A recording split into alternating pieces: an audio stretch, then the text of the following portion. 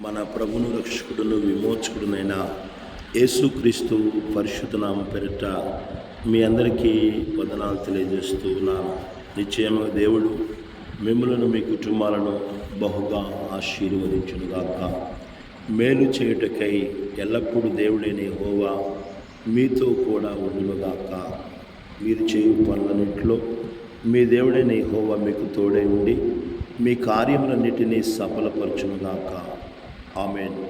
కృపయు కనికరమును సమాధానమును మీకును మీ కుటుంబాలకు విస్తరింపచేయునుగాక.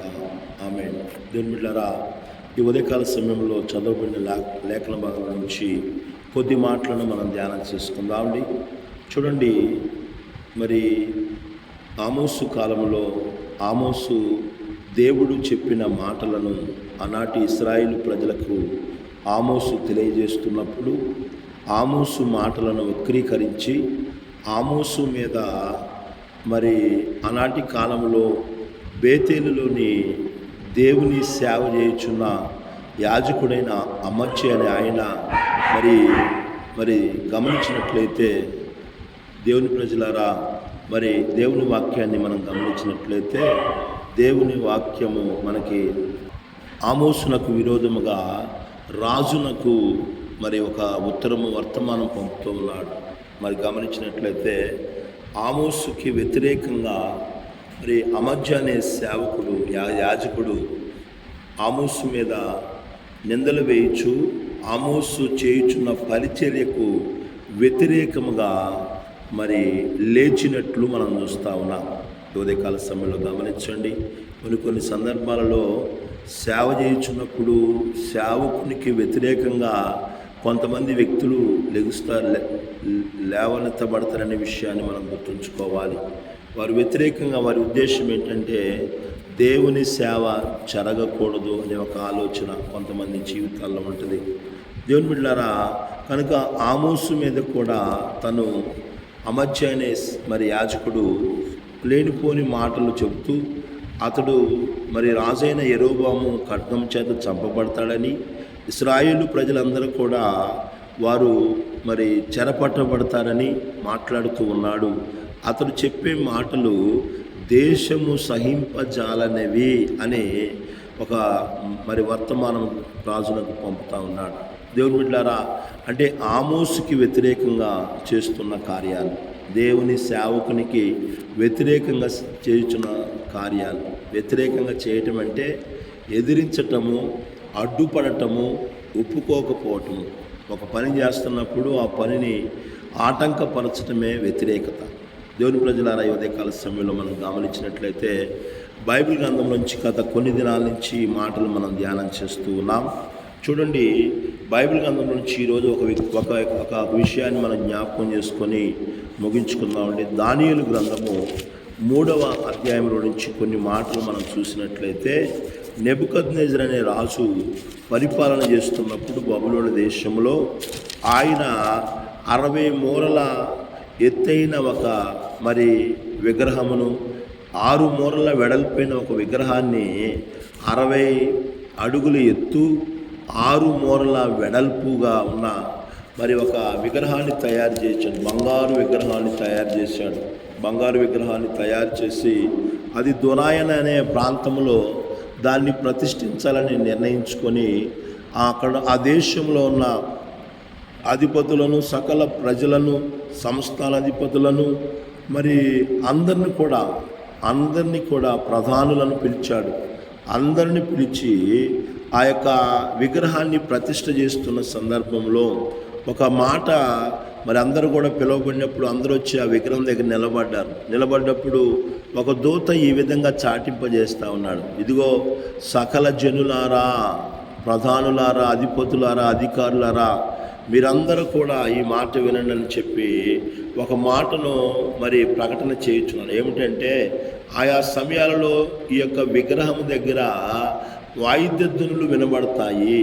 వినబడినప్పుడు ఆ వాయిద్యధ్వనులు వినబడినప్పుడు రాజ్యంలో ఎక్కడ ఎవరు ఉన్నా కానీ వారందరూ కూడా నెబుకద్నెజరు రాజైన మరి నెబుకద్నెజరు ద్వారా చేయించబడిన ఈ ప్రతిమకు మీరు సాగిలపడి నమస్కరించాలి, ఈ ప్రతిమను పూజించాలి అని చెప్పేసి ఒక మరి దూత ప్రకటన చేయటాన్ని మనం చూస్తూ ఉన్నాం. మరి ప్రకటన చేయించాడు రాజు. ఒకవేళ ఎవడైనా కానీ ఈ యొక్క విగ్రహం దగ్గర, ఈ యొక్క ప్రతిమ దగ్గర సాగిలపడకపోతే, నమస్కరించకపోతే, పూజించకపోతే వాడిని తక్షణమే మండుచున్న అగ్నిగుండంలో పడవేయబడతాడు అనే ఒక శాసనాన్ని రూపించి ప్రకటన చేస్తూ ఉన్నారు. దేవుని ప్రజలారా గమనించండి. మరి ఆ దేశమంతా కూడా మరి ఆ యొక్క రాజు యొక్క మాటకు లోబడుతూ ఉన్నారు. ఆయా సమయాల్లో వాయిద్యధ్వనులు వినబడుతున్నప్పుడు నెబుకద్నెజరు అయిన రాజు పెట్టించిన ఆ బంగారు ప్రతిమకు సాగిలపడుతున్నారు, నమస్కరిస్తున్నారు, పూజిస్తూ ఉన్నారు. దేవుని ప్రజలారా, ఒకనొక రోజు కల్దీలు మరి రాజు దగ్గరికి వచ్చారు. నెబుకద్నెజరు రాజు దగ్గరికి వచ్చి రాజు చిరకాలము జీవించునుగాక అని మాట్లాడుతూ ఉన్నారు. మాట్లాడి, రాజా, మరి మీరు పెట్టించిన శాసనము, ప్రకటించిన ఆ శాసనము మీరు మరి దేశంలో ఉన్న అందరూ కూడా దాన్ని అనుసరిస్తూ ఉన్నారు. కానీ ఒక ముగ్గురు మీ యొక్క రాజ్యములో రాజ్య కార్యాలకు నియమించబడిన ఒక ముగ్గురు వ్యక్తులు మాత్రము వారు నీ మాటను లక్ష్య పెట్టట్లేదు, నీ ఆజ్ఞను లక్ష్య పెట్టలేదు అని చెప్పేసి కల్దీలనే వాళ్ళు యూదుల పైన కొండెములు చెబుతూ ఉన్నారు. ఉదయకాల సమయంలో గమనించండి దేవుని బిడ్డలారా, కల్దీలనే మనుషులు వారు మరి రాజు దగ్గరకు వచ్చి యూదుల పైన కొండెములు చెబుతూ ఉన్నారు. యూదుల పైన కొండెలు చెబుతారు. కల్దీలు గమనించండి దేవుని బిడ్డలారా, కొంతమంది వ్యక్తులు ఉంటారు. వారు ఏంటంటే ఒకళ్ళ మధ్య ఒకళ్ళు తగాదలు పెట్టే వ్యక్తులుగా ఉంటారు. కొంతమంది వారి విధానం ఏంటంటే గొడవలు పెట్టడమే తెలుసు. కొంతమందికి గొడవ ఎలా పెట్టాలో మరి వారికి తెలుసు. గొడవలు పెడతా ఉంటారు. అన్నదమ్ముల మధ్య గొడవలు పెడతారు, అక్కచెల్లెల మధ్య గొడవలు పెడతారు, కుటుంబాల మధ్య గొడవలు పెడతారు, సంఘాల మధ్య గొడవలు పెడతారు, సమాజంలో గొడవలు పెట్టే వ్యక్తులుగా ఉంటారు, అధికారులకు ప్రజలకు మధ్య గొడవలు పెట్టేవాళ్ళుగా ఉంటారు. ఉదయకాల సమయంలో అటువంటి వారు ఎవరంటే కల్దీలండి. కల్దీలు పని ఏంటంటే, కల్దీల్లో ఉన్న ఒక చెడ్డ గుణం ఏంటంటే ఒకళ్ళ మధ్య ఒకళ్ళకి గొడవలు పెట్టడం వాళ్ళకి బాగా తెలుసండి. నేటి కాలంలో కూడా ఇలాంటి వ్యక్తులను చాలామందిని మనం చూస్తాం. మంచిగా ఉన్న కుటుంబంలో భార్యాభర్తల మధ్య, తల్లిదండ్రుల మధ్య, పిల్లల మధ్య, అన్నదమ్ముల మధ్య, ఇరుగు పొరుగు వారి మధ్య, మరి సేవకుల మధ్య కూడా కొండెములు చెప్పి గొడవలు పెట్టే వ్యక్తులుగా ఉంటారు.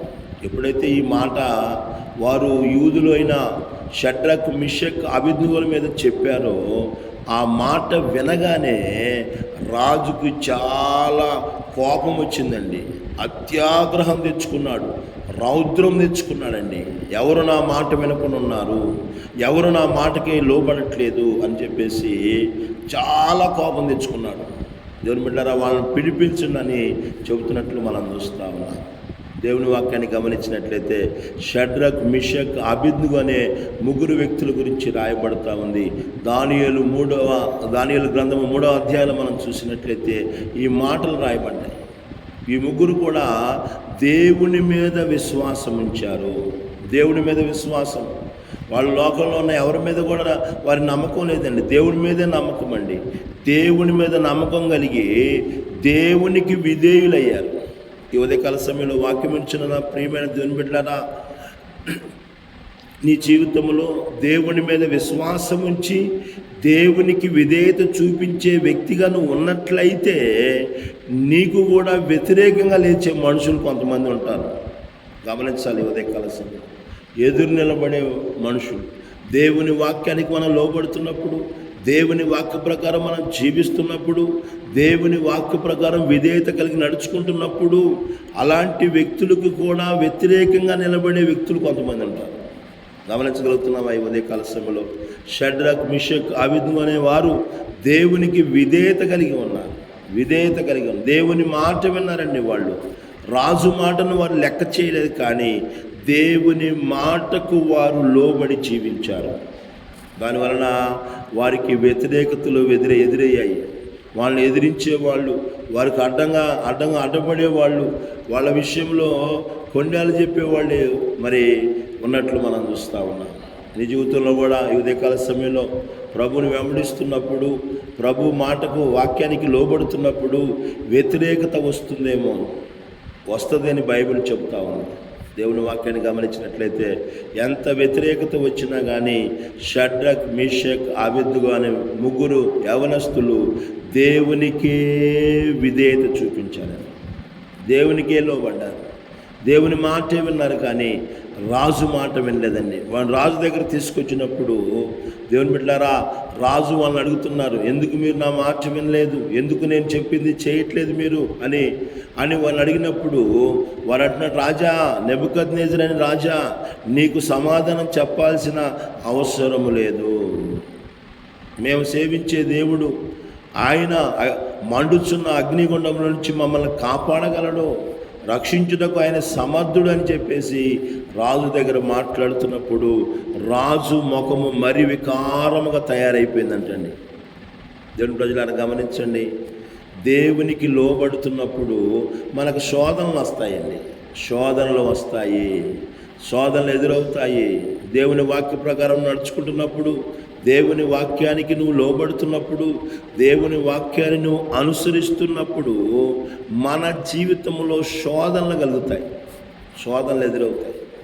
అయినను కూడా ఆ శోధన మధ్యలో నువ్వు నిలబడినప్పుడు దేవుడు నీకు రక్షణ కల్పిస్తాడండి. గమనించగలుగుతున్నావే? ఉదయకాల సమయంలో శోధన సహించి శోధనలో నువ్వు నిలబడ్డప్పుడు దేవుడు నీకు రక్షణ కల్పిస్తాడు. రాజుకు చాలా కోపం వచ్చి అంటున్నాడు, ఆ అగ్నిగుండమును 7 అంతలుగా చేయండి అంటున్నాడు. భయంకరమైన 7 అంతలుగా అగ్నిగుండాన్ని చేసి ఆ రాజ్యంలో ఉన్న సైనికుల్లో బలిష్టమైన వారిని పిలిచి ఆ షడ్రక్, మిషక్, అబేద్నెగో వారిని ఆ అగ్నిగుండంలో పడవేశారండి. అగ్నిగుండంలో పడవేశారు.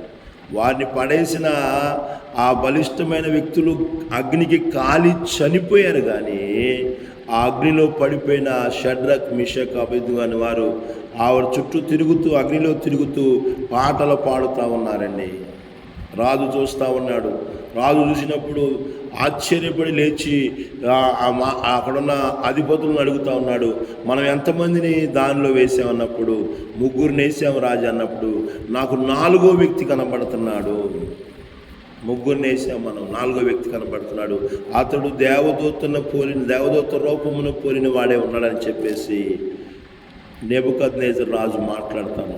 అధిపతులు రాజు ఆ యొక్క అగ్నిగుండం దగ్గరికి వెళ్ళి, జీవము గల దేవుని సేవకులైన షడ్రక్, మిషక్, అబేద్నెగో వాళ్ళారా బయటికి రండి అనగానే ఆ అగ్నిగుండంలో నుంచి వారు బయటికి వస్తూ ఉన్నారు. దేవుని ప్రజలారా, దేవుని వాక్యానికి నువ్వు లోబడుతున్నప్పుడు నీ జీవితంలో శోధనలు ఎదురవుతాయి.